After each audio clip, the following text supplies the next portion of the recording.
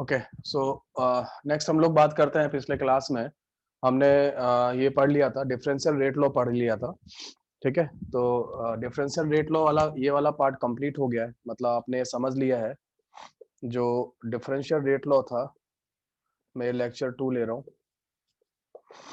Lecture 2 है ना। और आज जो डेट है कितनी है, 26 है,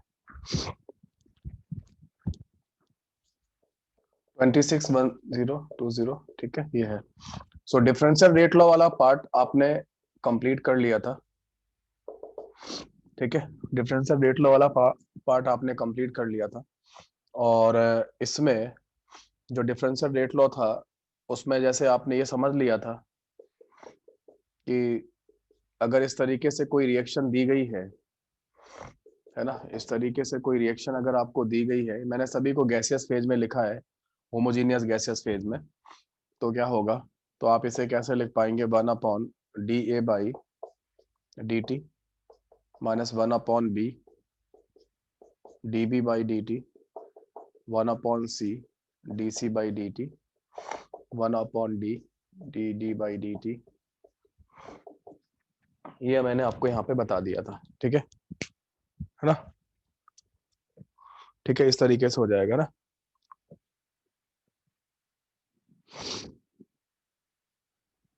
हाँ, जिसमें सॉलिड और लिक्विड वगैरह आ जाएगा उसमें कॉन्सेंट्रेशन वाला नहीं लगेगा। अगर आपके मान लो हेट्रोजीनियस इक्वेशन है, इस तरीके से कुछ हेट्रोजिनिटी आ रही है, तो ये किस पे लग जाएगा, ये तो होमोजीनियस पे लग जाएगा, है ना। ये तो होमोजीनियस पे लग जाएगा, वैलिड फॉर होमोजीनियस सिस्टम, इस पे लग जाएगा ना। और अगर होमोजीनियस नहीं है ना, फॉर हेट्रोजीनियस सिस्टम क्या करोगे,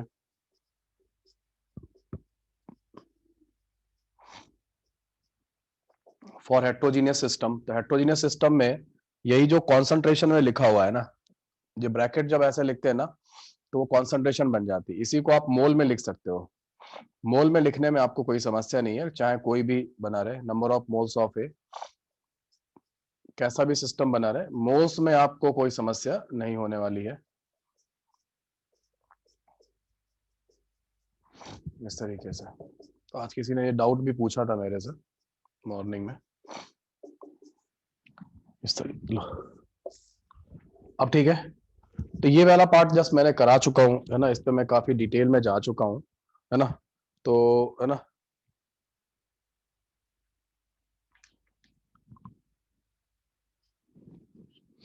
है ना। तो इस तरीके से जो है ना,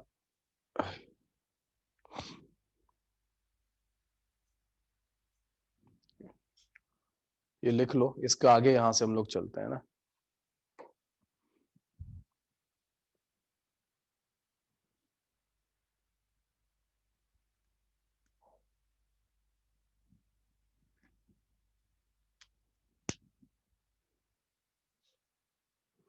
इंस्टेंटेनियस रेट वगैरह बता दिया था ना। ठीक है, चलो लिखते हैं, आगे बढ़ते हैं इसमें। ठीक है, नेक्स्ट हेडिंग लिखो आप लोग, फैक्टर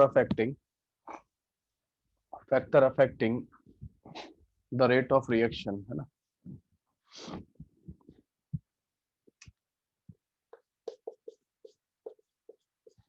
फैक्टर्स अफेक्टिंग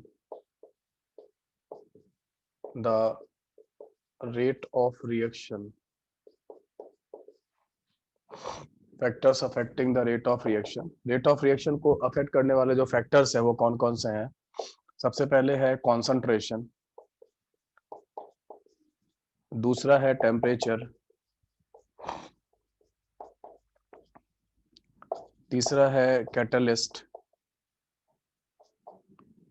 चौथा है जो आप ले सकते हो कैटलिस्ट के साथ साथ, ये तो मेन तो ये है, प्रेशर भी आप लिख लो यहाँ पे। प्रेशर टेम्परेचर दोनों एक जैसे ही हैं, है ना। कभी कभी क्योंकि गैसेस मीडियम में दोनों आपस में रिलेटेड है, तो ये भी आ सकता है।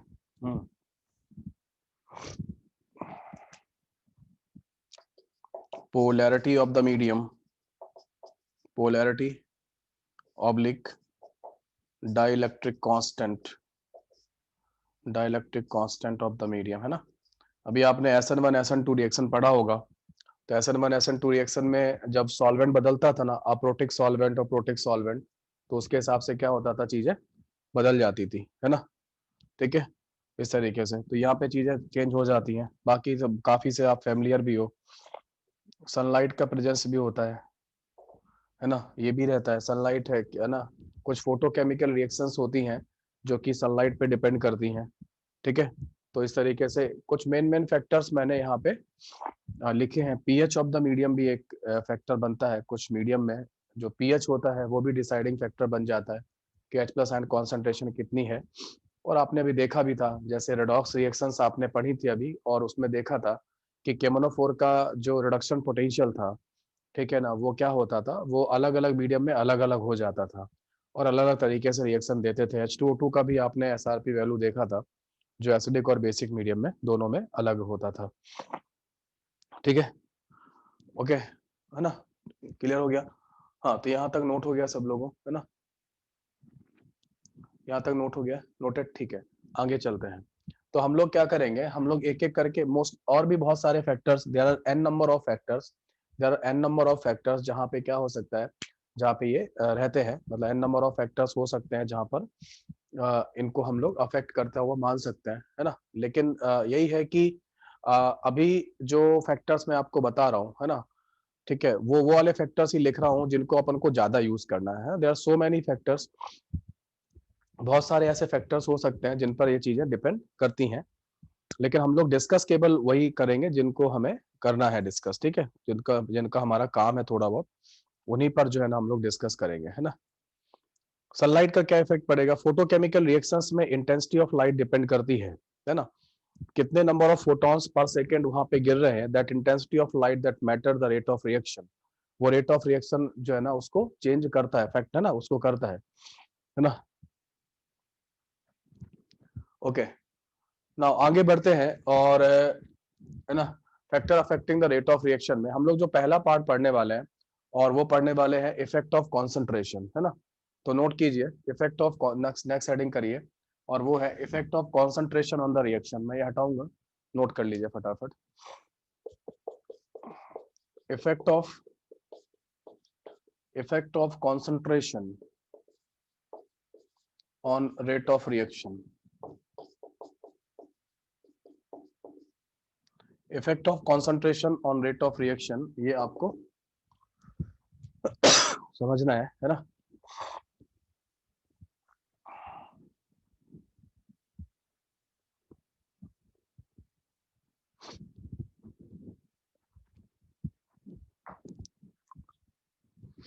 Effect of concentration on rate of reaction, ये आपको समझना है।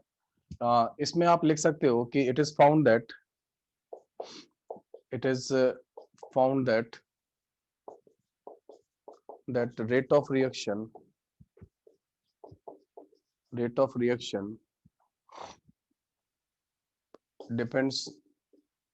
depends on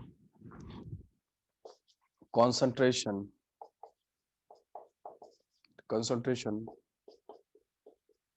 according to the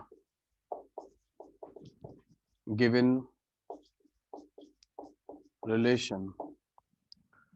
जो लोगों ने काफी एक्सपेरिमेंट किए, और एक्सपेरिमेंट करने के बाद, है ना, एक्सपेरिमेंट करने के बाद जो है ना वो, है ना, अभी अभी कुछ मत लिखो, है ना। इलेक्ट्रिक मैग्नेटिक फील्ड का क्या फर्क पड़ेगा, उसका भी फर्क पड़ सकता है। डाइलेक्ट्रिक कांस्टेंट जो होता है वो अपने आप में इलेक्ट्रिक फील्ड और को ही बताता है, उसकी मीडियम की, है ना, तो उसका भी फर्क पड़ता है।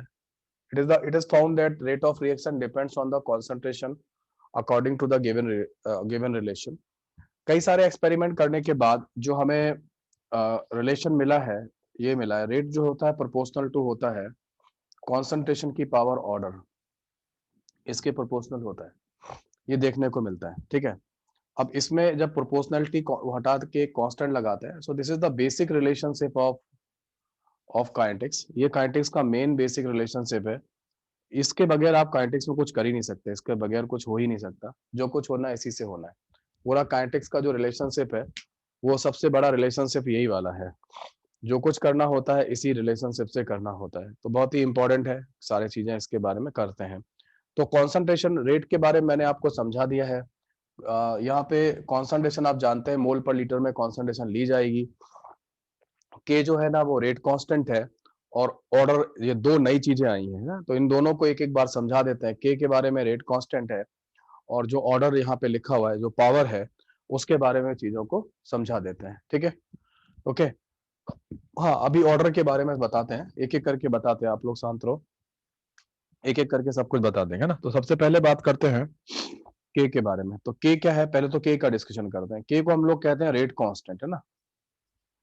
आपने सबसे पहले कहाँ सुना था, आपने सबसे पहले सुना था केमिकल इक्विलिब्रियम में, है ना।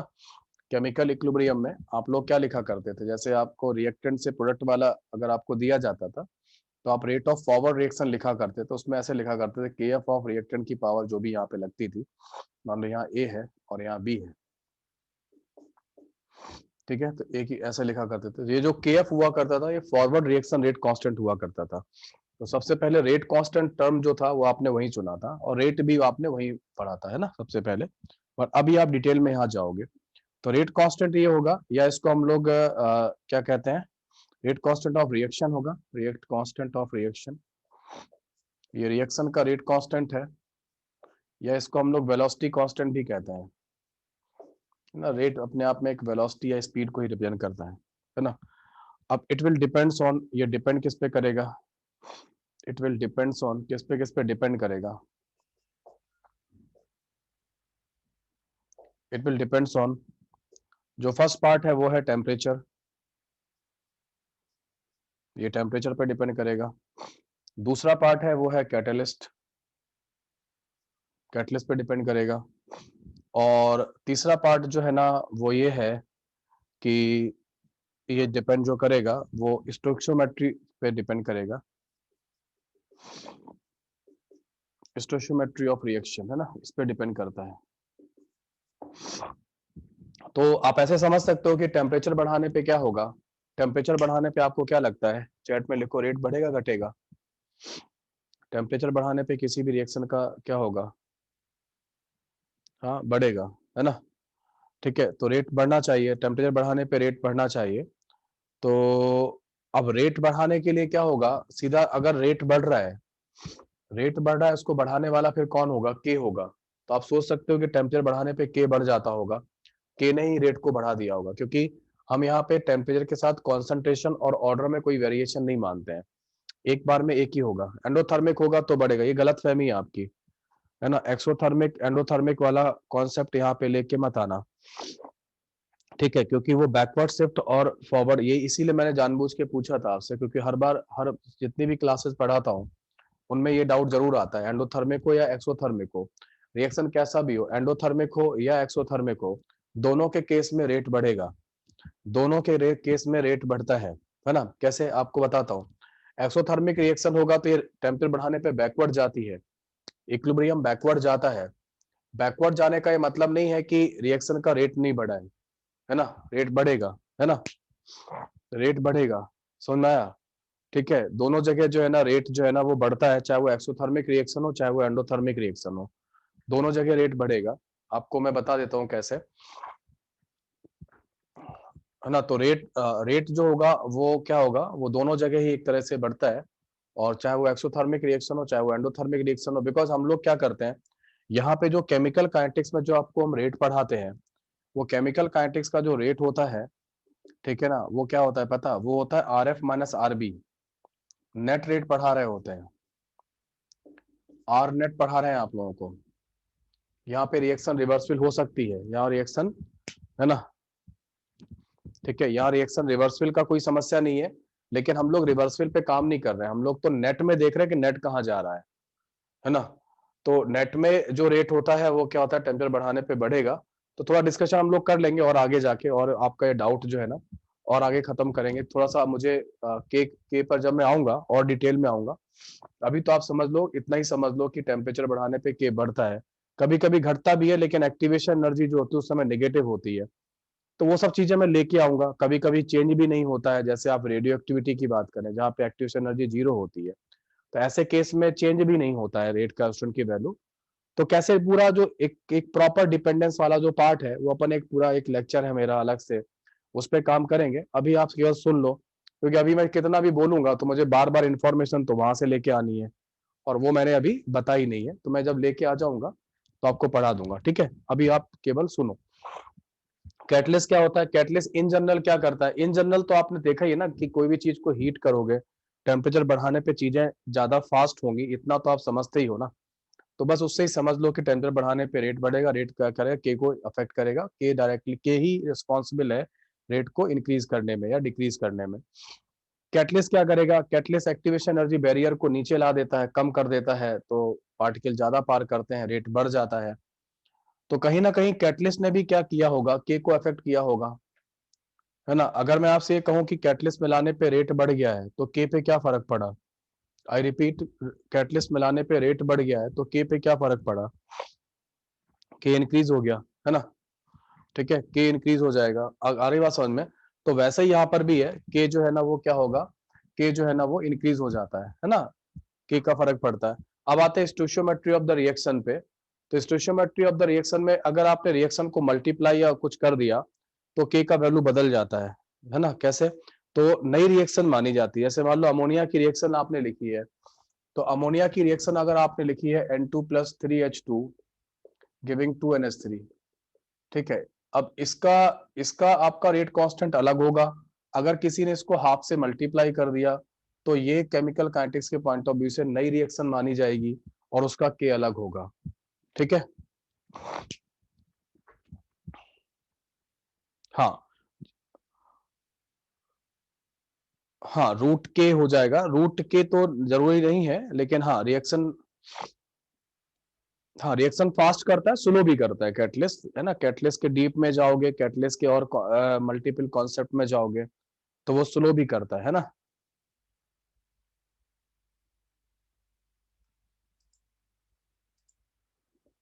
क्या बोल रहा है सर?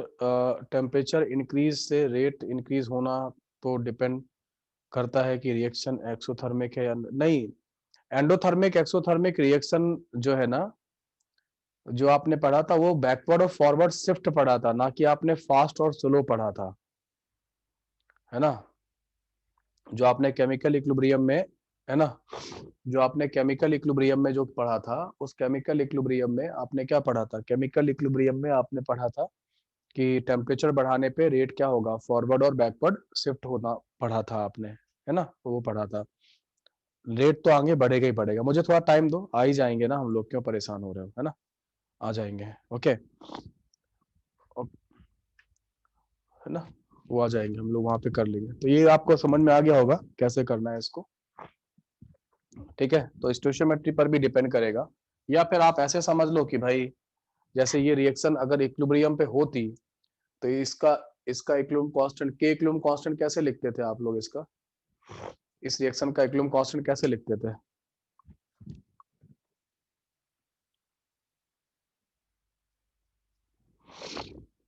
हम्म, आदित्य डेल कैसे लिखते थे? शुभम कैसे लिखते थे इक्विलिब्रियम कांस्टेंट?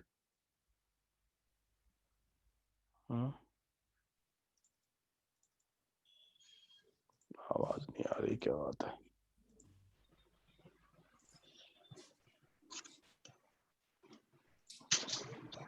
आवाज ही नहीं आ रही है ना। हाँ, तो इसमें क्या होता था? इसमें आप लोग ऐसे लिखा करते थे, के एफ अपॉन के भी लिखा करते थे। तो ये दोनों रेट कांस्टेंट होंगे।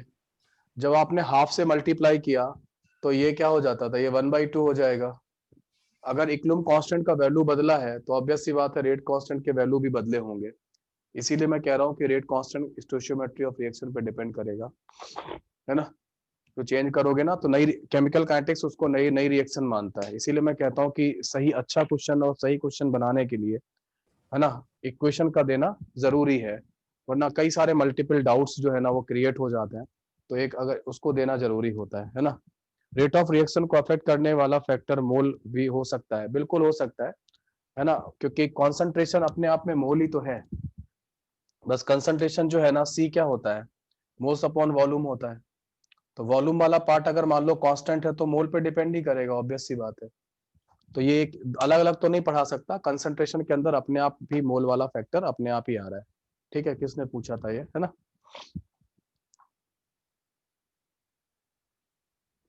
सीट में केवल टेम्परेचर पे डिपेंड करता हुआ लिखा हुआ है क्या? कोई बात नहीं, कैटलिस्ट वगैरह पे डिपेंड करता है, आप चिंता मत करो, सीट पे है ना, टेंशन मत लो, तो करेगा इफेक्ट, है ना। ठीक है, नोट हो गया, आगे बढ़ता हूँ मैं यहाँ से ना। ओके, चलो आगे चलते हैं, काफी टाइम दे दिया यहाँ पे। तो ये हो गया। अब आपको एक ही चीज बचा है और वो है ऑर्डर ऑफ रिएक्शन, है ना। तो के बारे में हमने समझ लिया। अब के बाद में हम लोग बात करते हैं ऑर्डर ऑफ रिएक्शन की, है ना। लिखो आप इसमें। अब ये वाला फैक्टर बचा हुआ है ऑर्डर के बारे में, तो यहाँ पे ये समझा देते हैं और वो लिखो।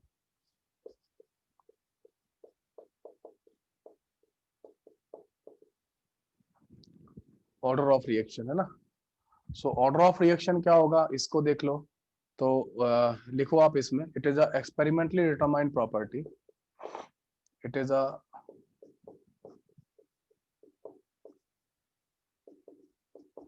experimentally determined, it is a experimentally determined property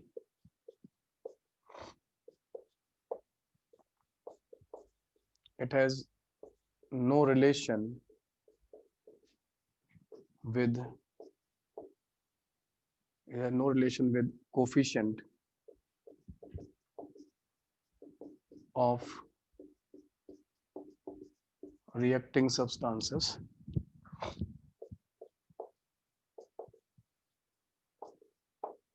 in a chemical reaction.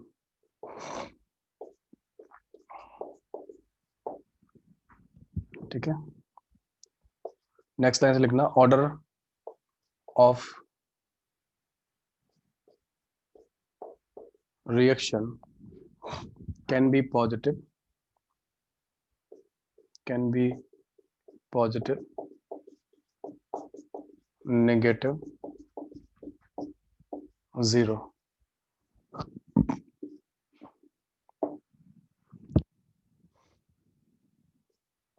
It can also take value in fraction. ये मेन बातें हैं इसके बारे में कि it is experimentally determined property है ना। ओके, और ये एक्सपेरिमेंटली डिटरमाइंड है, तो it is a experimentally determined property, it has no relation, है ना, it has no relation with the coefficient of the reacting substances, है ना। रिएक्टिंग सब्सटेंसेस के कोफिशिएंट से इसको कोई लेना देना नहीं है ना, कोई लेना देना नहीं होता है ना। ओके, इन केमिकल रिएक्शन, है ना। और order of reaction can be positive value हो सकती है, नेगेटिव हो सकती है, जीरो भी हो सकता है, जबकि आपको पता है कि जीरो तो कोफिशिएंट नहीं हो सकता, लेकिन जीरो हो सकता है यहाँ पे, है ना। ऑर्डर की वैल्यू जीरो हो सकती है।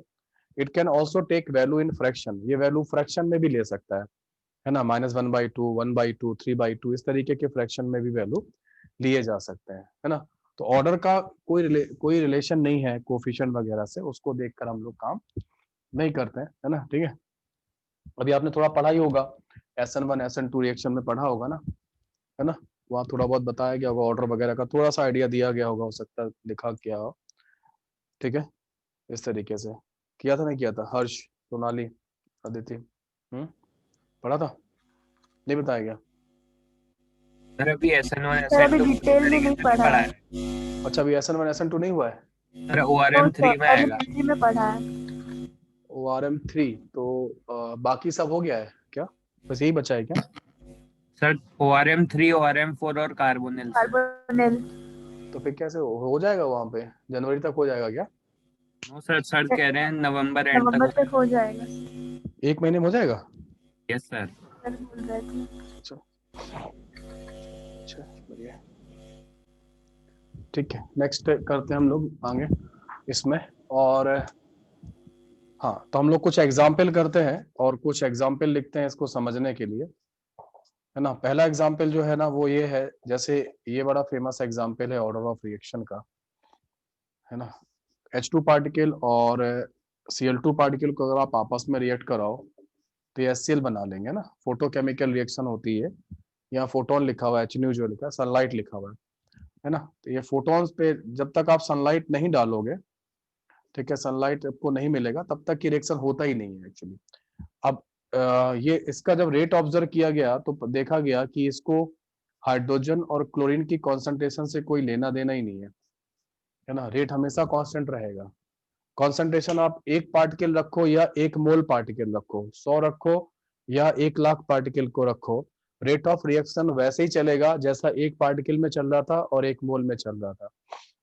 अमाउंट से कोई लेना देना ही नहीं है, सनलाइट मिलेगा उसके हिसाब से रेट के जो है ना वो डिसाइड होता है। तो यहाँ पे कोफिशिएंट 1 है, लेकिन यहाँ पे ऑर्डर 0 है। जो पावर लगाते हैं ना, जो ऑर्डर अपीयर होता है, समझना मेरी बात, मैंने यहाँ शायद नहीं लिखा लेकिन मैंने वहां लिखा हुआ था कि आप मुझसे ये पूछ सकते हैं कि सर ऑर्डर जो होगा वो कहाँ दिखाई कहाँ देगा हमको, है ना, अपीयर कहाँ होगा, ऑर्डर हमारे सामने आएगा कहाँ पे। तो जो भी कॉन्सेंट्रेशन होगा ना, कॉन्सेंट्रेशन यहाँ पे होगा रिएक्टिंग वगैरह सब्सटेंसेस का, उसकी पावर में आएगा हमेशा, यहाँ देखना है। तो ये जो रिएक्टिंग सब्सटेंसेज है इसकी पावर में क्या लिखा है, 0 लिखा हुआ है, तो इसको 0 ऑर्डर बोलेंगे। इसकी कॉन्सेंट्रेशन की जो पावर में जो डिजिट होगी वो फ्रैक्शन हो सकती है, वो पॉजिटिव हो सकती है, वो नेगेटिव हो सकती है, 0 हो सकती है, फ्रैक्शन कुछ भी हो सकती है। तो जो पावर होगा वो आपको इस तरीके से रहेगा, है ना। ठीक है, ऑर्डर गिवन होता है ना, ऑर्डर गिवन होता है। और कुछ ऐसे एक्सपेरिमेंटल मेथड्स हैं, कुछ थ्योरेटिकल मेथड्स भी हैं जिनको हम लोग पढ़ेंगे, अभी ऑर्डर निकालना भी बताएंगे आपको। अभी तो क्योंकि स्टार्ट है चैप्टर का, लेक्चर नंबर 2 पढ़ रहे हैं हम लोग, तो अभी तो मैं बता रहा हूँ, लेकिन मैं आपको कुछ ऐसे मेथड बताऊंगा जहां से आप कैलकुलेट भी कर सकते हो। तो न्यूमेरिकल वैसे भी बनते हैं भाई, 2 तरीके के न्यूमेरिकल बनते हैं, एक में ऑर्डर दे के न्यूमेरिकल बनाया जाता है और एक में ऑर्डर पूछा जाता है, तो 2 तरीके के होते हैं। तो दोनों तरीके की चीजों को हम लोग सीख लेंगे। जहां पे उन्हें ऑर्डर दे के कुछ और पूछना होगा तो वहां पे ऑर्डर बताते हैं, जहां उन्हें ऑर्डर कैलकुलेट करवाना होता है तो वहां पे कोई दूसरी इंफॉर्मेशन देते हैं और उसके बाद ऑर्डर कैलकुलेट हो जाता है। तो मैं अभी अभी डिस्कस करूंगा, जस्ट मैं स्टार्ट कर रहा हूँ, जस्ट कुछ फील्स है। एक रिएक्शन बिल्कुल इसी के जैसा, इसी के पैरेलल एक रिएक्शन आपने पढ़ा है, H2 plus I2 will giving you 2HI। इसको जब आप देखोगे तो आपको मिलेगा R बराबर K times of H2 concentration I2 concentration, ये मिलेगा। तो यहाँ पे पावर 1 है, चांस की बात है कि यहाँ पे कोफिशिएंट भी 1 है, तो इसका बिल्कुल गलत मीनिंग मत निकालना कि इसको कोई रिलेशनशिप है इनका कोफिशिएंट के साथ, है ना, ऐसा कुछ है। हाँ, लेकिन होता क्या है कि एक ऐसी रिएक्शन है हमारे पास जिसको हम लोग बोलते हैं एलिमेंट्री रिएक्शन, है ना, ठीक है ना, ठीक है, ठीक है। तो एक रिएक्शन है, that reaction is called elementary reaction, तो उसके बारे में हम आपको बताते हैं। यहाँ पे स्टार मार्क कर लो, है ना, अभी भी पढ़ाएंगे और एक बार और पढ़ाएंगे एलिमेंट्री रिएक्शन को, है ना, एक बार और पढ़ाऊंगा, यहाँ पढ़ा रहा हूँ, एक बार और पढ़ाऊंगा।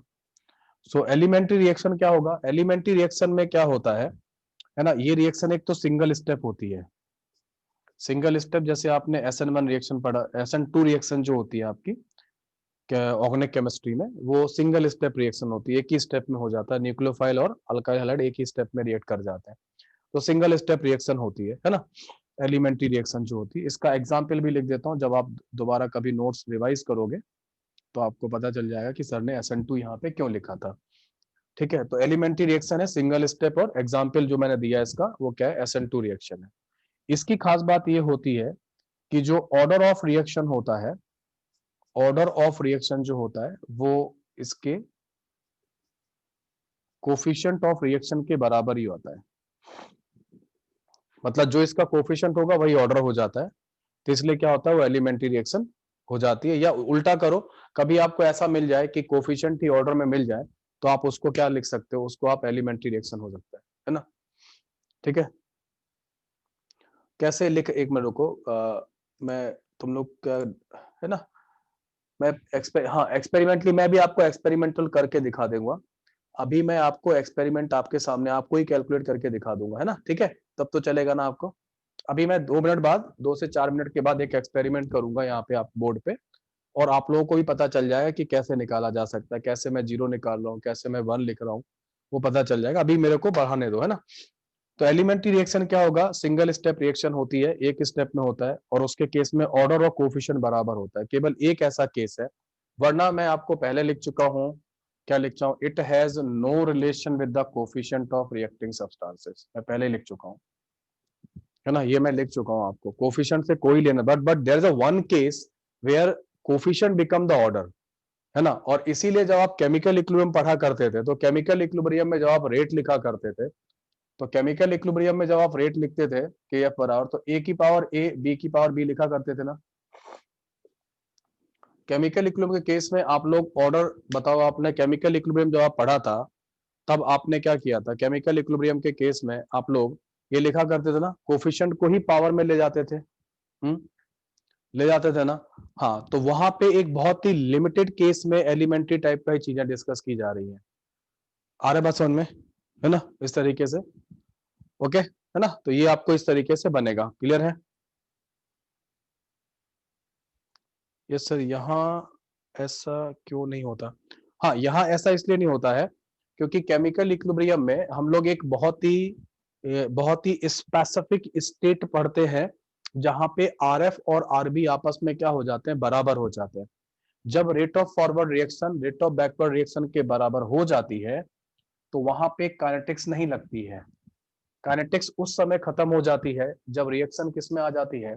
इक्विलिब्रियम में आ जाती है। लिख लेना अपनी कॉपी में, काइनेटिक्स उस समय खत्म हो जाती है, केमिकल काइनेटिक्स उस समय खत्म हो जाती है जब रिएक्शन किस में आ जाती है? इक्विलिब्रियम में आ जाती है। आपको पढ़ाया गया था केमिकल इक्विलिब्रियम में रेट और टाइम का ग्राफ पढ़ाया गया था। उसमें क्या था? रेट ऑफ फॉरवर्ड रिएक्शन घटते घटते और रेट ऑफ बैकवर्ड रिएक्शन बढ़ते बढ़ते एक समय बराबर हो जाते हैं। तो ये जो टाइम है, ये वाला, ये क्या है? ये 10 मिनट है मान लेते हैं। यहाँ ये रेट ऑफ फॉरवर्ड रिएक्शन है और ये रेट ऑफ बैकवर्ड रिएक्शन है। यहाँ पे R F equal to R B है। यहाँ पे जब आप देखोगे इस वाले पार्ट में, रिएक्शन के इस वाले पार्ट में, इस वाले पार्ट में आप क्या पाओगे कि इक्विलिब्रियम आ गया है, एट इक्विलिब्रियम, एट इक्विलिब्रियम, है ना। ये इक्विलिब्रियम आ चुका है। तो इक्विलिब्रियम पे आपको नो काइनेटिक्स, कोई काइनेटिक्स आप नहीं पढ़ सकते। मैं आपको जो केमिकल काइनेटिक्स पढ़ा रहा हूँ, अगर हम ये मान के चल रहे हैं कि हमारा रिएक्शन 10 मिनट पे इक्विलिब्रियम पे आ गया है, तो मैं आपको 10 मिनट के पहले ही पढ़ा रहा हूँ, है ना। मैं आपको इस वाले पार्ट में पढ़ा रहा हूँ। ये पूरा चैप्टर इस वाले पार्ट में चल रहा है जहां पे हमने जो रेट डिफाइन किया हुआ है वो मैं आपको आर नेट पढ़ा रहा हूँ, R F minus R B पढ़ा रहा हूँ। ये ध्यान रखना, मैं पहले भी बोल चुका हूँ, फिर से बोल रहा हूँ। R F minus R B पढ़ा रहा हूँ, ये पढ़ा रहा हूँ। काइनेटिक्स इस वाले पार्ट में लगेगी, इधर नहीं लगती है। क्योंकि जब रेट बराबर ही हो गया, समझना मेरी बात, तो जितना रिएक्टेंट उधर जाएगा उतना वापस आ जाता है। तो तुमको नेट ऑब्जर्वेशन कुछ मिलेगा ही नहीं, तुमको नेट ऑब्जर्वेशन कुछ मिलेगा ही नहीं कि यार कितना कितने समय में रिएक्ट हुआ, वो आप नहीं पढ़ सकते हो। तो केमिकल इक्विलिब्रियम की जो स्टेज है बहुत ही स्पेसिफिक स्टेज है। केमिकल इक्विलिब्रियम के जो नियम है या जो प्रिंसिपल्स हैं वो केवल केमिकल इक्विलिब्रियम पर ही लगते हैं, ना उसके बाद लगते हैं ना उसके पहले लगते हैं। केमिकल इक्विलिब्रियम के नियम और प्रिंसिपल्स केवल केमिकल इक्विलिब्रियम पर ही लगते हैं, ना उसके बाद लगते हैं ना उससे पहले लगते हैं, समझे। तो इसलिए वो बहुत स्पेसिफिक है। और वहां पे हम लोग क्या करते थे, जो कोफिशिएंट हुआ करता था उसी को क्या बना लेते थे? पावर बना लिया करते थे। If it's clear then type SCR, super clear, है ना। तो केमिकल इक्विलिब्रियम को अलग रखेंगे, काइनेटिक्स को अलग रखेंगे, ठीक है, इस तरीके से। Okay, super clear, good, very good. आगे बढ़ते हैं। कुछ ये एग्जाम्पल नोट कर लिया आप लोगों ने, है ना। कुछ एग्जाम्पल मैं और लिखता हूँ आपके लिए, आप इनको नोट करो, है ना, इसके तरीके से, है ना। आप ऐसा समझ लीजिएगा कि मान लो कि मैं बात कर रहा था एलिमेंट्री रिएक्शन की, एलिमेंट्री रिएक्शन की बात कर रहा था। तो अगर कभी कोई आपको ये बोल देता है, क्या बोलता है कि 2A + B giving product is a elementary reaction, है ना, इज अ एलिमेंट्री रिएक्शन, ठीक है। 2A + B giving product is a elementary, ये क्लेम करता है कि एलिमेंट्री रिएक्शन है। तो फिर आपको बहुत ही बढ़िया है आपके लिए, आपको फटाफट ऐसे ही लिखना है कि इसका तो ऑर्डर क्या लिख देंगे, ऐसे लिख देंगे, इस तरीके से लिख देंगे, ठीक है। और इसका A के रिस्पेक्ट में ऑर्डर कितना 2, B के रिस्पेक्ट में कितना 1, और दोनों को मिला के ओवरऑल कितना 3 ऑर्डर हो जाएगा, है ना। इस तरीके से दोनों का ऑर्डर मिला लेना, ओवरऑल रिएक्शन का ऑर्डर क्या होगा, वो 3 हो जाता है, ठीक है। एलिमेंट्री रिएक्शन में ऐसा क्यों होता है? Elementary reaction single step reaction है, वहां पे वो इसको फॉलो कर जाता है, लॉ ऑफ मास एक्शन को फॉलो कर जाता है ना, ठीक है। इसमें होगा ऐसा, बताएंगे अभी एलिमेंट्री और कॉम्प्लेक्स रिएक्शन जब आगे पढ़ाएंगे तब बता देंगे आपको, है ना, ऐसा क्यों करते हैं बता देंगे, है ना, थोड़ा सा डिटेल में जब जाएंगे तब जाएंगे, अभी आप इसको जस्ट इन्फॉर्मेशन के टॉप में कर लो, बताएंगे आपको एलिमेंट्री है ना, तो इसके बारे में और डिटेल में बताएंगे, अभी आप इतना ही कर लो, क्योंकि आपके क्वेश्चंस होंगे अभी सीट वगैरह में एक आध जगह कहीं ना कहीं मिल जाएगा, जल्दी मिल जाएगा, सेक्शन ए सेक्शन बी में ही मिलना चालू हो जाएगा, इसलिए समस्या आएगी। अच्छा, लॉ ऑफ मास एक्शन क्या, तुमको ये पता नहीं है लॉ ऑफ मास एक्शन क्या है? हाँ,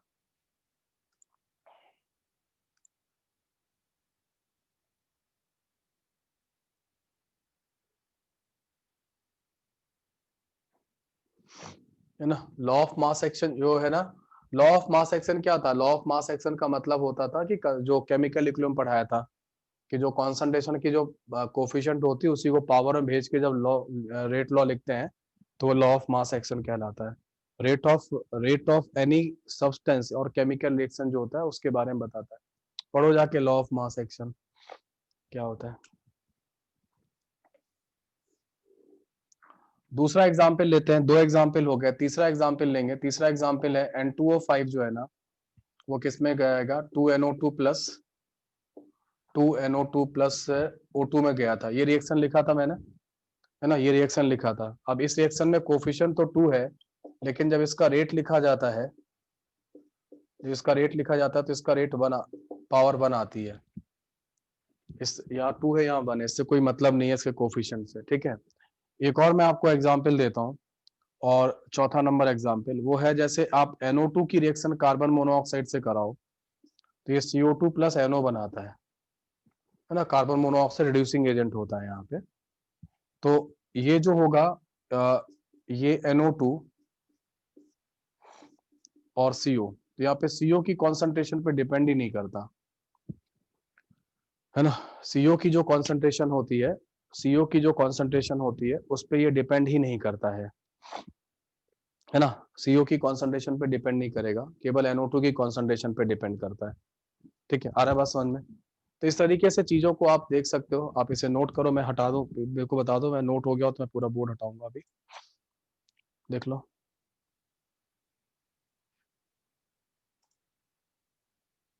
नोट हो गया, चलो गुड।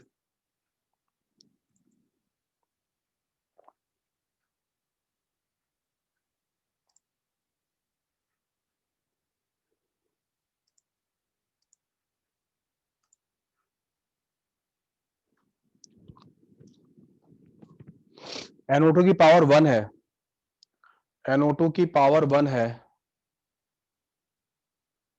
NO2 की पावर 1 है,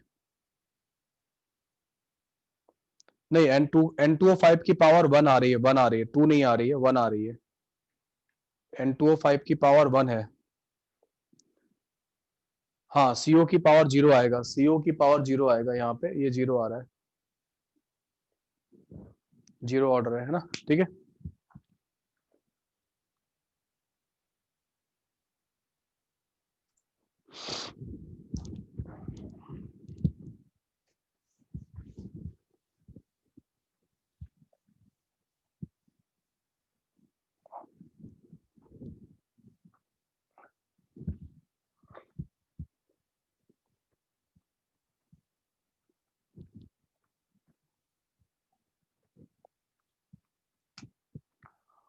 तो यहाँ पे एक एग्जाम्पल मैं आपको और देता हूं, और वो एग्जाम्पल है कि इसका 2O3 gas giving you 3O2 gas, है ना, ऐसा। इसका जब रेट लॉ दिखा जाता है तो उसमें O3 की पावर 2 आता है और O2 की पावर -1 आता है ना, ये आपका थर्ड फोर्थ, ये फिफ्थ एग्जाम्पल था। सिक्स एग्जाम्पल में आपको देता हूं CH3CHO का डिकम्पोजिशन, ये CH4 और CO में जाता है, तो इसका जब रेट लिखा जाता है तो आता है CH3CHO 3/2। तो आप देख रहे हैं कि फ्रैक्शन में भी आता है ना, ये फ्रैक्शन में भी आ रहा है, यहाँ पे प्रोडक्ट भी आ सकता है। एक एग्जाम्पल है, आपको याद होगा ये वाला कॉन्टेक्ट, कौन सा, लेड चैम्बर प्रोसेस जो था, उस लेड चैम्बर प्रोसेस के अंदर, लेड चैम्बर प्रोसेस में हम लोग क्या करते थे, NO को एज ए कैटलिस्ट यूज करते थे। ये कैटलिस्ट हुआ करता था, नाइट्रिक ऑक्साइड, मैंने पढ़ाया था आपको, है ना, ये 2SO3 होगा। तो यहाँ पे रेट जो होता है वो कैटलिस्ट की कॉन्सेंट्रेशन पर भी डिपेंड करता है ना। तो रेट कैसे भी लिखा जा सकता है, यहाँ पे जो रेट का जो है वो है NO की पावर 2 और O2 है ना, इस तरीके से रहता है। तो रिएक्टेंट पे डिपेंड ना करके किस पे डिपेंड करने लगा, कैटलिस्ट पे डिपेंड कर। तो रेट लॉ में सब कुछ आता है।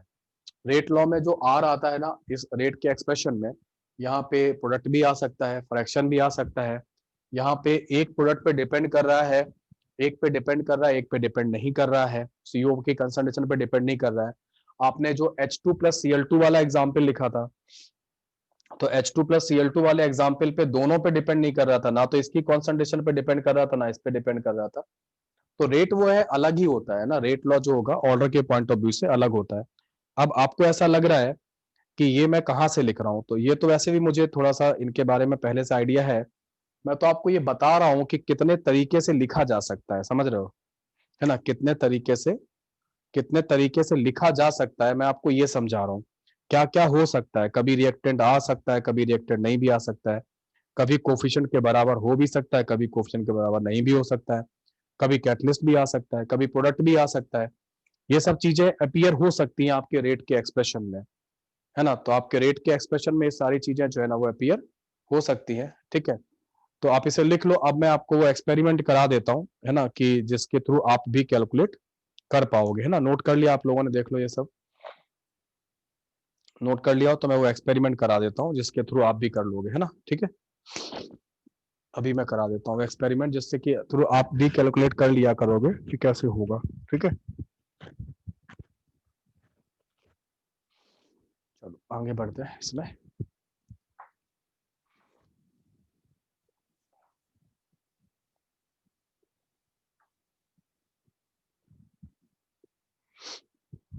हाँ, तो अब ये था इसके केस में कि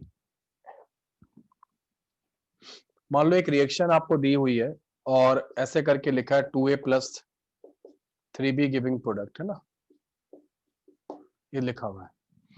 अब आपको तो पता नहीं है क्या रेट जो है ना, ए की पावर में क्या लिखूं, एलिमेंट्री तो लिखा नहीं है, तो बी का, तो आप क्या करो, आप एक्स और वाई मान लो या पी और क्यू मान लो, है ना, एक्स और वाई मान लो। एक्स क्या है, एक्स है ना, ठीक है, एक्स जो है ना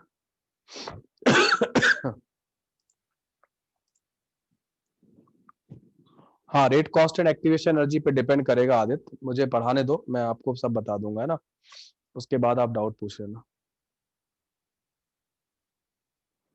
हाँ, वो सब बता देंगे, सारे डाउट जो है ना आपको क्वेश्चन में दिया जाएगा, क्या होगा सब हो जाएगा, सब बोल दूंगा मैं, हर चीज, है ना, हर साल ही पढ़ाता हूँ मैं, सारी बातें बता दूंगा आपको, चुपचाप बस चुपचाप लिखते रहो, चुप, है ना, सब बता दूंगा, कोई भी डाउट नहीं बचेगा आपका। तो यहाँ पर क्या होगा, यहाँ पर ए और बी जो है वो क्या होगा, ए और बी जो है ना उनकी पावर अपन ने एक्स और वाई लगा दी है। हाँ, अब एक काम करते हैं कि मान लो कोई एक चैम्बर है जहाँ पे प्रोडक्ट बन रहा है, तो एक पाइपलाइन से तो ए आ रहा है और एक पाइपलाइन से क्या आ रहा है ना, बी आ रहा है। इसकी नोजल यहाँ लगी हुई है, यहाँ पे स्टॉप नोजल लगी हुई है, ठीक है, दोनों की नोजल लगी हुई है। आपने क्या किया, मान लो आपने ए के आने का जो रेट है, मान लो 1 मोल पर सेकंड आता है या 2 मोल पर सेकंड, जितना भी पर सेकंड टाइम आता है उसको आपने यहाँ पे फिक्स कर दिया, उतना ही आपने उसको ओपन किया है ना, जितना यहाँ से पर सेकंड आ सकता है। तो ए का जो कॉन्सेंट्रेशन पर सेकंड आएगा वो तो कांस्टेंट हो गया ना, वो तो कांस्टेंट कर दिया है ना। अभी चैट ओपन करते हैं तो थोड़ा सा ठीक रहेगा। हाँ, चैट ओपन है। अभी ए का तो अपन ने आना यहाँ पे कांस्टेंट कर दिया ना, पर सेकंड कितना आएगा, तो ये इसके आने से तो रेट नहीं बदलेगा, हाँ या ना, हाँ, इसके आने से तो रेट नहीं बदलेगा ना, बोलो, ठीक है, इसके आने से तो, क्योंकि तो कांस्टेंट कर दिया है, यस सुनो। तो ये वाला पार्ट जो हो गया, इतना जो पार्ट है वो अपन ने क्या कर दिया, कांस्टेंट कर दिया, ये वाला पार्ट। के तो वैसे भी कांस्टेंट, क्यों, रिएक्शन फिक्स है, टेम्परेचर फिक्स है, तो के तो वैसे भी कांस्टेंट है, तो ये वाला पार्ट तो कांस्टेंट कर दिया, समझे। अपने को पता है कि यार ये वाला पार्ट कांस्टेंट है, इसकी वजह से रेट अफेक्ट नहीं होगा। अब ने क्या किया, बी का आना डबल कर दिया। बी मान लो 1 मोल पर सेकेंड आ रहा था, तो अपन ने 2 मोल पर सेकेंड कर दिया, उसको दुगना खोल दिया, ओपनिंग को यहाँ पे दुगना खोल दिया, डबल ओपनिंग कर दी। तो V मान लो 1 मोल पर सेकेंड आ रहा था B, तो 2 मोल पर सेकेंड आने लगा। अब आपने रेट देखा, रेट ऑब्जर्व किया, तो रेट अगर दुगना हुआ इसका मतलब है कि Y कितना रहा होगा, B के डबल करने से रेट डबल अगर हो गया तो Y कितना रहा होगा। हाँ देखो आपने कर लिया एक्सपेरिमेंट, 1 आ गया आंसर आप लोगों का, समझे? क्योंकि B को जब डबल करोगे और Y अगर 1 रहा होगा तो अपने आप ही ये वाला जो 2 है वो यहाँ मल्टीप्लाई हो जाएगा। ये वाला जो 2 है, यही 2 क्या करेगा, रेट को डबल कर देगा। और अगर आपने B को दुगना किया और रेट 4 गुना हो गया तो Y कितना रहा होगा, 2 रहा होगा, बिल्कुल सही है। और अगर B को दुगना किया और रेट आधा हो गया तो,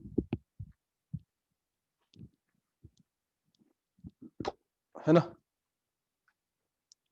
अगर B को दुगना किया और रेट आधा हो गया तो कितना रहा होगा, -1 रहेगा, है ना, ठीक है, -1 रहेगा। ठीक है, अब सुनो, B को 4 गुना किया और रेट दुगना हुआ, B को 4 गुना किया लेकिन रेट दुगना हुआ तो 1/2 हो जाएगा, है ना, गुड। और अगर ऐसा सुनो, B को 4 गुना किया और रेट आधा हो गया, B को 4 गुना किया और रेट आधा हो गया तो -1/2 हो जाएगा, है ना, तो -1/2 हो जाएगा। ओके, तो यही काम आप क्या कर सकते हो, यही काम रिपीट कर सकते हो x के लिए, है ना, यही काम, है ना,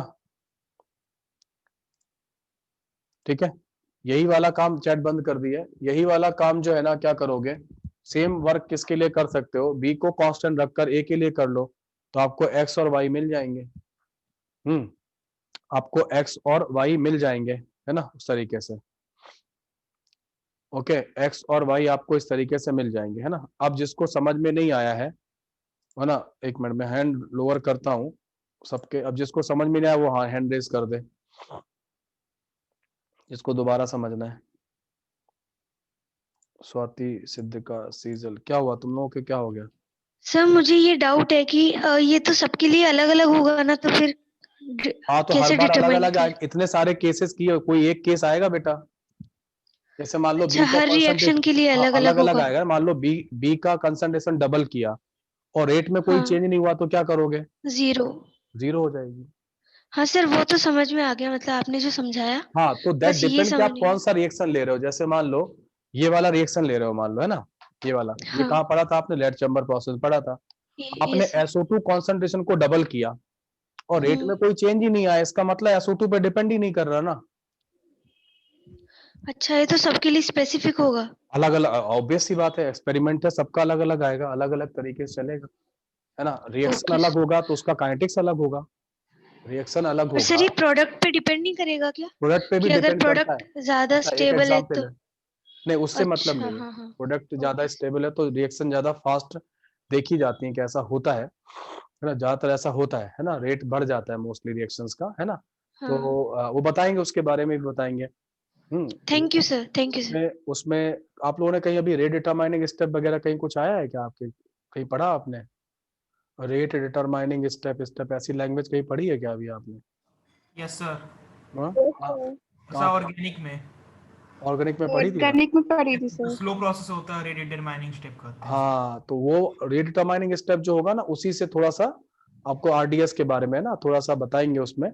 तो हर एक रिएक्शन का RDS डिफरेंट हो जाता है, और RDS वो बनता है जहाँ पे, जैसे आपने कार्बोकेटाइन वगैरह वो पढ़ा ही नहीं है अभी आपने, SN1 SN2, तो मजा ही नहीं आता बार बार बोलने में। यार मान लो किसी में, मान लो कार्बोकेटाइन किसी स्टेप में बन रहा है, तो कार्बोकेटाइन किसी स्टेप में बन रहा है तो उसमें क्या होगा, अगर स्टेबल कार्बोकेटाइन बन रहा है तो वो वाला जल्दी हो जाएगा, है ना, वो रिएक्शन थोड़ा फास्ट होगा क्योंकि स्टेबल चीजें ज्यादा जल्दी बनती हैं, ऐसा देखा जाता है ना, ठीक है, इस तरीके से। चलो कोई बात नहीं, इसके आगे बढ़ते हैं। तो मेरे ख्याल से फील आ गया ना, ऑर्डर का मैं आगे बढ़ जाऊं, है ना। हाँ आगे बढ़ूं, सब लोग, बहुत सारे लोगों ने और हैंड रेज कर रखा है, क्या आप करें बताओ भाई। अरे कौन है यार ये भाई आदमी, है ना, 100 बार लिख रहे हो, क्या लिख रहे हो, कौन है? XS कौन है, नाम तो बताओगे, है ना। K/A वाला पार्ट कांस्टेंट कैसे हुआ? अब बेवकूफ, पहले नहीं बताया था तुमको, है ना, कि K तो कांस्टेंट ही रहेगा, टेम्परेचर, है ना, जब ये समझा दिया था तब तुम कहाँ थे? है ना। ये जो है ना ये के जो है ना वो क्या कांस्टेंट था, क्योंकि वो टेम्परेचर पे डिपेंड नहीं करेगा, और एक ही कॉन्सेंट्रेशन यहाँ से आने वाली कांस्टेंट कर दी थी कि पर मोल कितना आएगा वो पहले ही कांस्टेंट कर चुका हूँ कि अगर 1 मोल 1 सेकंड में आ रहा है तो 1 मोल 1 सेकंड में ही आएगा।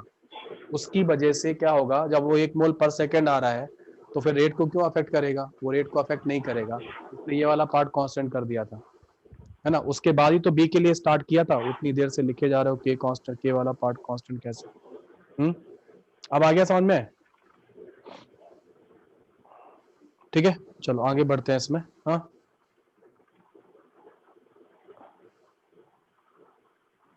ओके,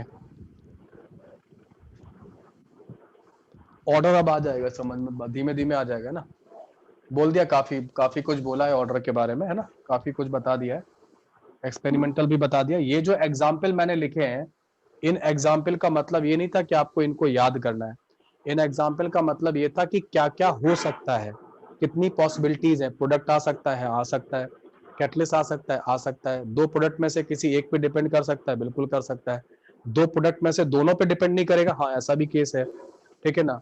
कोफिशिएंट से कोई रिलेशनशिप नहीं है, कभी कभी कोफिशिएंट के बराबर भी होता है।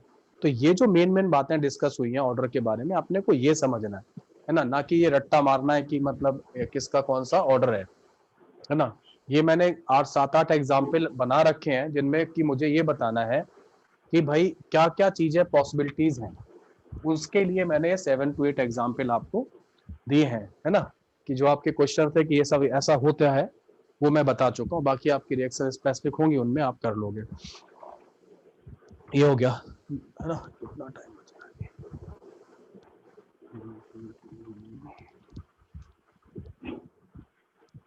तो अब क्या होगा फाइनली, जो आपके पास जो रिएक्शन हुआ करता था, कौन सा, ये वाला एक जनरल केमिकल इक्वेशन अगर आपके पास है, तो अब आपने रेट में कितना सीख लिया है, एक बार फिर से समझते हैं। तो पहले आपने लिखा differential rate law, D A by D T 1 by B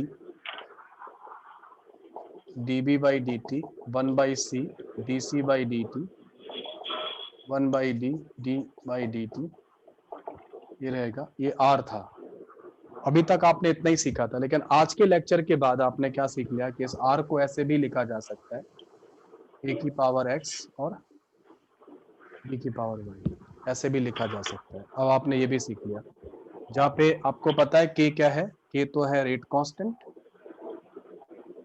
rate constant of reaction. X क्या है, एक्स है order of reaction with respect to A. Y क्या है, order of reaction with respect to B. और x plus Y क्या है, वो है ओवरऑल ऑर्डर ऑफ रिएक्शन। ये नोट करो और नेक्स्ट हेडिंग लिखो, इंटीग्रेटेड रेट लॉ। तो यहाँ पे डिफरेंशियल रेट लॉ के बारे में बातें खत्म, will discuss the integrated rate law, है ना। सबको म्यूट करो, सब लोग माइक ओपन हो गया क्या?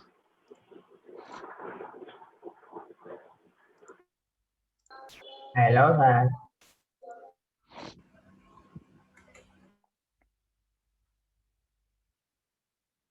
हो गया, नोटेड। सो नेक्स्ट हेडिंग लिखो आप लोग, इंटीग्रेटेड रेट लॉ, है ना। Integrated rate law, differential rate law के बारे में सारी बातें खत्म हो गई, बाकी कुछ डिस्कशन कर लेंगे अपन सीट वगैरह में, है ना, सेक्शन ए का, उससे कर लेंगे। आगे बढ़ते हैं थ्योरी में थोड़ा सा, है ना। तो एक फाउंडेशन तैयार हो गया अपना पूरा रेट का, यहाँ से थोड़ा सा चीजें अब फास्ट चल सकते हैं ना।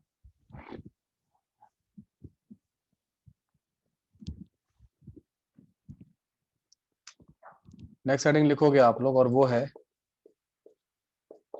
इंटीग्रेटेड रेट लॉ, है ना। तो इंटीग्रेटेड रेट लॉ में जो पहला ऑर्डर हम लोग जो पढ़ने वाले हैं वो है जीरो ऑर्डर रिएक्शन को पढ़ने वाले हैं,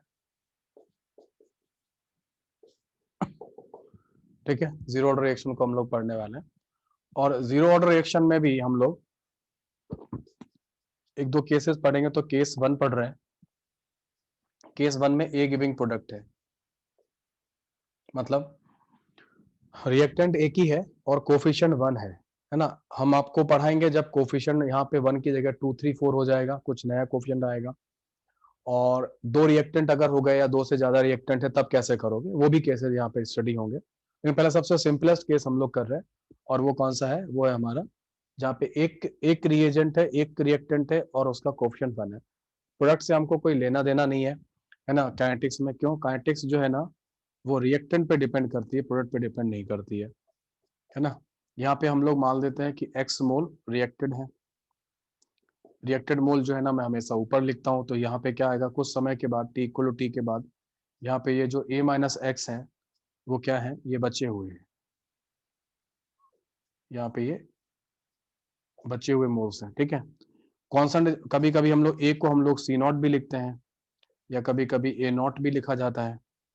a माइनस एक्स को हम लोग कभी कभी ct भी लिखते हैं, और या हम लोग इसको at से भी रिप्रेजेंट करते हैं। तो ये सिंबल्स इस तरीके से चलते हैं। तो मेरा जो कहना ये है ना, ओके हाँ, तो यहाँ पे मैं एक बात बोल रहा था कि जो काइनेटिक्स होती है वो रिएक्टेंट पे डिपेंड करती है ना, बचे हुए पे डिपेंड करती है। मैं इसके लिए एग्जांपल देता हूँ, जैसे आपका मान लो ये पेन बनाने का कंपनी है, ठीक है। तो पेन बनाने का जो कंपनी है उसमें क्या होगा, मान लो आपको कोई ऑर्डर मिलता है कि मान लो आपको 10,000 पेन बना के देने हैं।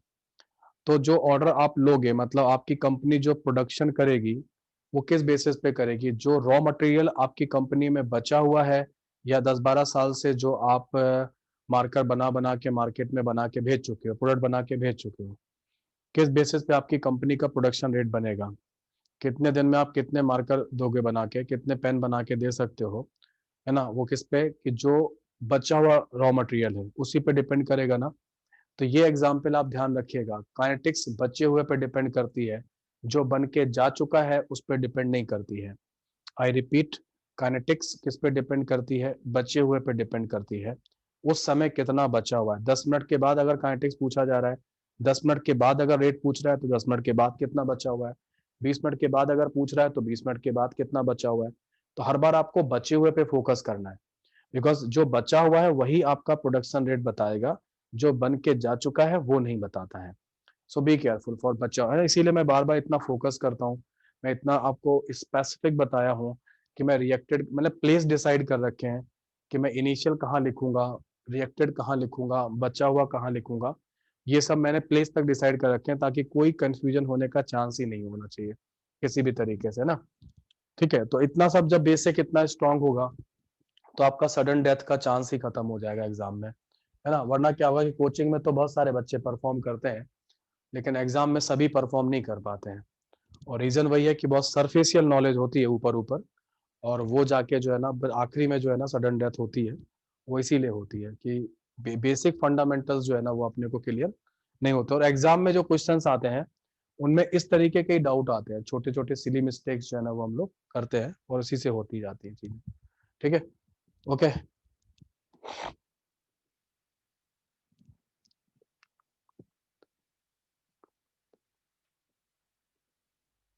हाँ, अगर उसने पूछा है कि 10 मिनट के बाद है, अगर रेट पूछा है तो इसका मतलब है कि इक्विलिब्रियम नहीं आया, बिल्कुल सही है। अगर वो रेट उस समय पूछ रहा है तो इसका मतलब है कि वहां पे इक्विलिब्रियम नहीं आया है। और अगर इक्विलिब्रियम आ गया है, कोई ऐसी कोई हिंट है कि अगर इक्विलिब्रियम आ गया है तो फिर रेट की वैल्यू 0 आएगी, है ना, क्योंकि आर एफ इक्वल टू क्या हो जाएगा, आर बी हो जाएगा, है ना, R F equal to R B हो जाएगा, है ना।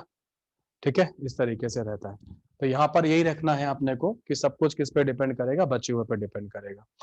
चलिए, अब हमारा जो रेट का जो बेसिक इक्वेशन है वो क्या था, रेट का जो बेसिक इक्वेशन है वो था कॉन्सेंट्रेशन की, सॉरी, रेट का जो हमने बेसिक इक्वेशन अभी डिस्कस किया था वो था k टाइम्स ऑफ कॉन्सेंट्रेशन की पावर ऑर्डर, यही था। मैंने कहा था इसी से सब कुछ चलेगा। अब ये जो रेट है, इस r की जगह पे मैं यहाँ पे क्या लिखूंगा, इस जगह पे, है ना, यहाँ पे r की जगह, रेट की जगह पे मैं r लिख रहा हूँ, k की जगह पे मैं k लिख रहा हूँ। कॉन्सेंट्रेशन किसका होगा, ऑब्वियस सी बात है, जो रिएक्ट कर रहा है उसी का होगा। ओके, और ऑर्डर क्या होगा, ऑर्डर कितना लिखा है, 0 ऑर्डर, तो पावर कितनी आ जाएगी, 0 आ जाएगी, ऐसा होगा, ठीक है। ओके, आगे बात समझ में। तो r बराबर क्या हो जाएगा, k टाइम्स ऑफ a की पावर 0 आ जाएगा, इस तरीके से हो जाएगा, है ना। इस r पे क्या लिखा जा सकता है, इस r के लिए क्या लिख सकते हो, यहाँ पे ये लिखा जा सकता है, देखो लिख सकता हूँ, r की जगह पे ये लिख जा सकता है ना। ऑर्डर कहाँ 0 लिखा है, मतलब ऑर्डर ये क्या लिखा है, 0 ऑर्डर रिएक्शन पढ़ा तो रहा हूँ, तो ऑर्डर तो पहले ही फिक्स कर दिया है ना, ऑर्डर तो पहले ही फिक्स कर दिया है ना।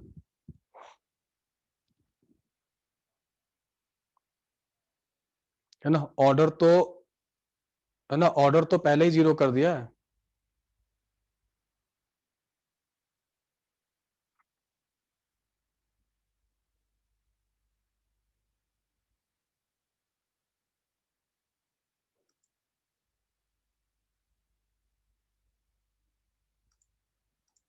ए इक्वल टू कांस्टेंट वाली equation A minus X equal to C T. अच्छा, ये तो हम लोग सिंबल यूज करते हैं। ए कांस्टेंट कहाँ है, कांस्टेंट नहीं है भाई, ए तो क्या है, व्हाट इज ए, ये तो इनिशियल कॉन्सेंट्रेशन है।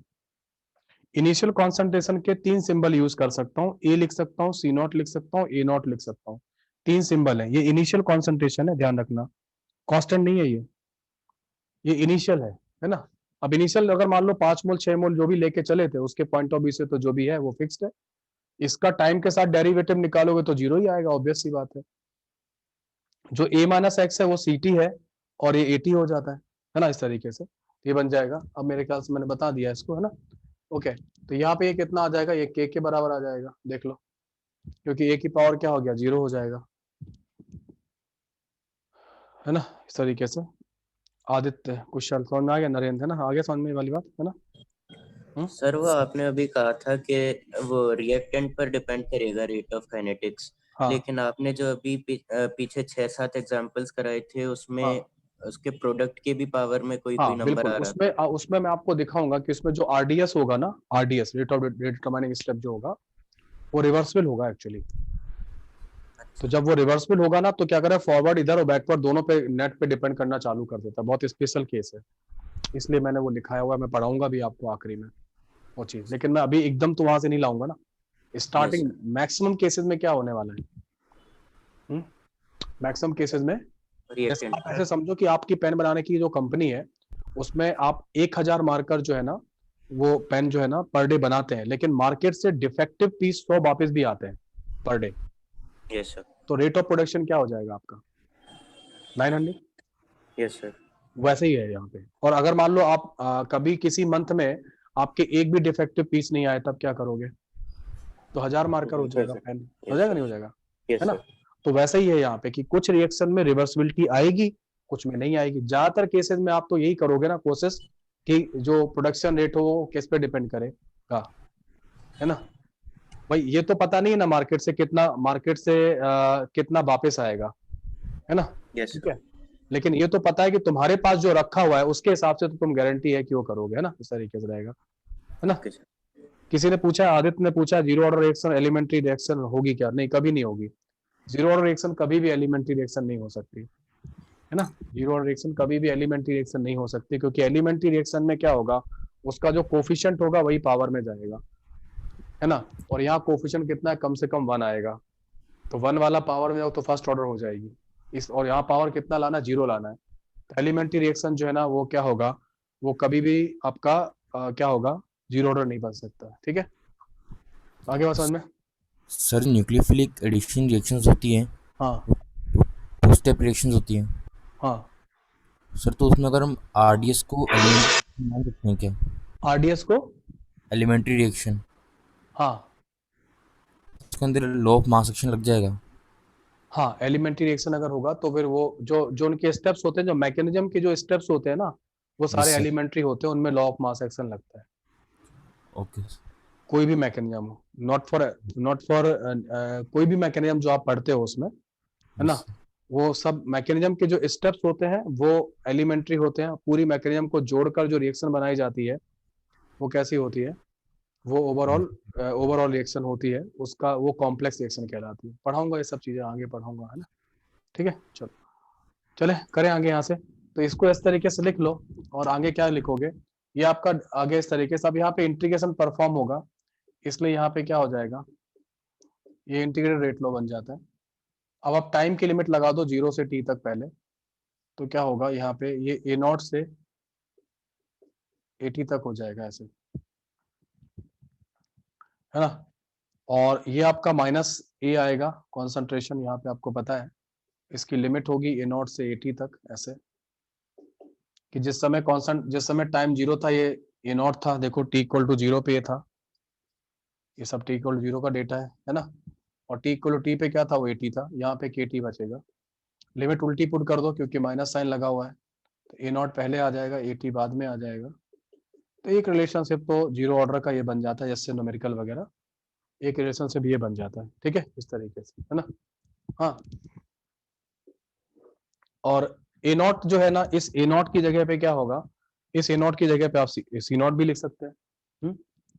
तो a0 की जगह पे c0 लिखा, तो ज्यादातर लोग इसको प्रोनाउंस करते हैं, आप देखेंगे किताबों में, तो लोग ज्यादातर c0 minus ct equal to kt ज्यादा यूज में लेते हैं। ज्यादा यूज में जो है ना, c0 क्या है बोलो, c0 क्या है, इनिशियल कॉन्सेंट्रेशन, और ct क्या है, ct क्या है, ct क्या है, final concentration at time t। Concentration at time t मत बोलना, क्या बोलोगे, बोलो क्या बोलोगे, बचा हुआ कॉन्सेंट्रेशन t समय पर, बचा हुआ कॉन्सेंट्रेशन t समय पे, लेफ्ट है ना, बचे हुए पे फोकस करना है ना।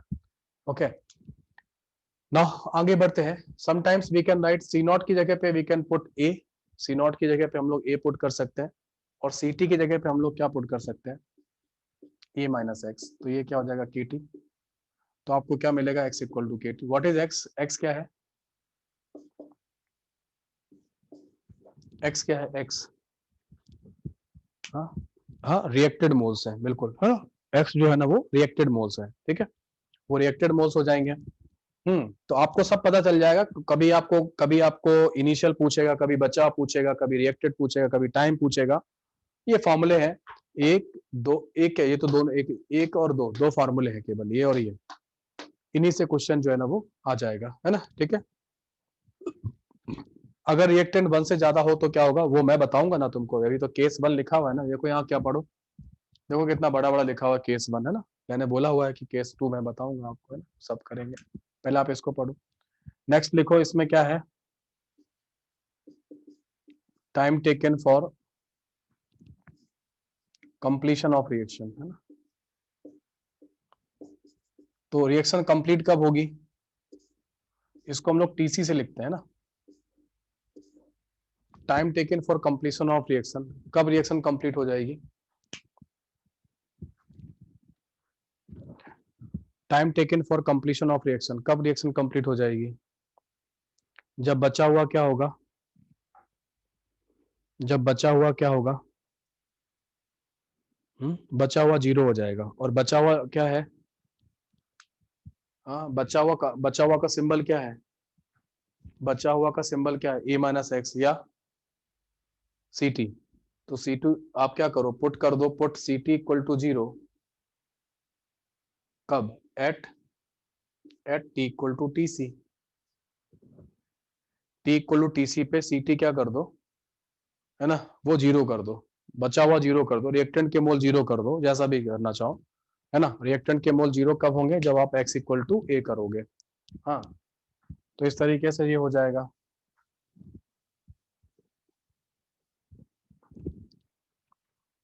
तो c0 minus ct equal to क्या होगा, kt। ये c0 हो गया, ये 0 कर देना, मैंने कहा ना पुट ct इक्वल टू 0, तो ct को 0 पुट कर दो, तो t को tc पुट कर दो, तो tc जो आएगा वो c0 बाई k हो जाएगा,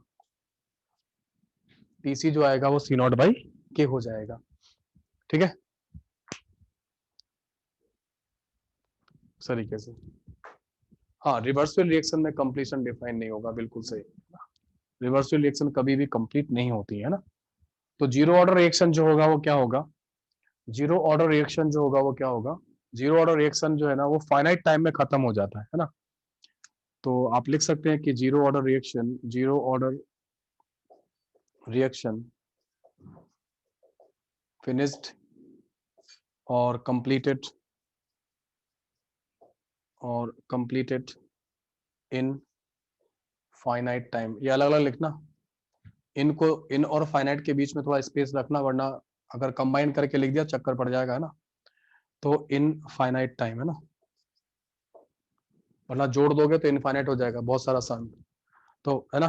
तो फाइनाइट समय में जो है ना वो हो जाएगा, है ना।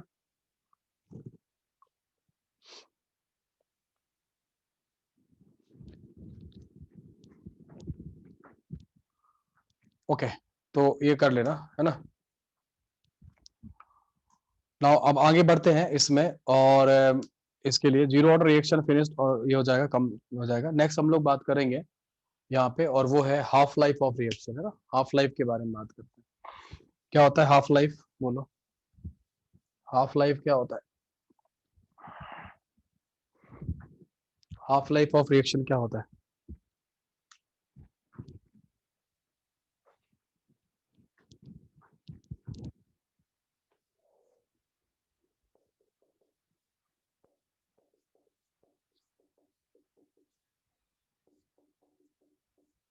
सो T half is the symbol, क्या होगा हाफ लाइफ, है ना।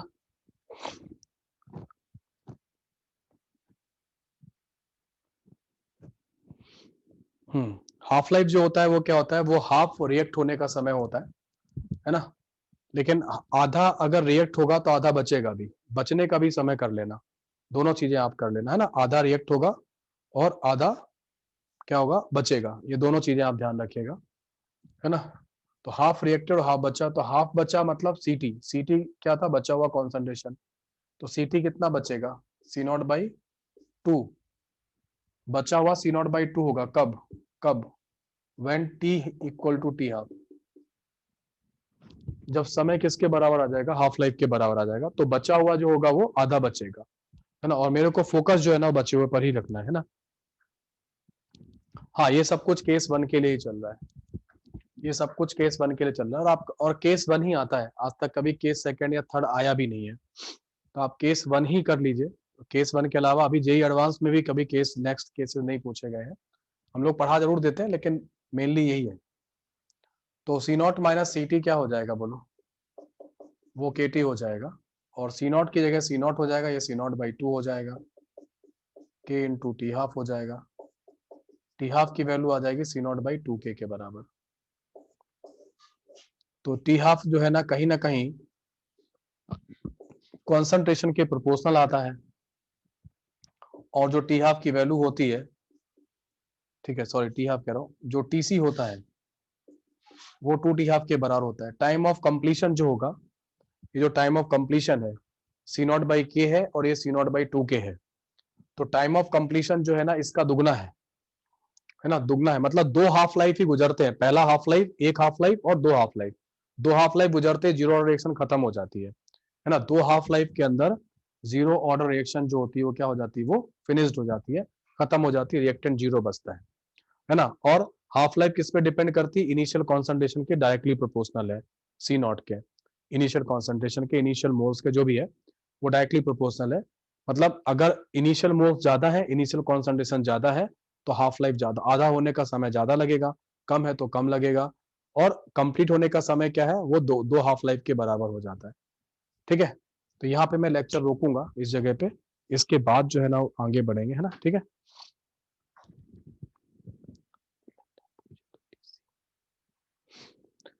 हाँ जी, चिन्मय अग्रवाल।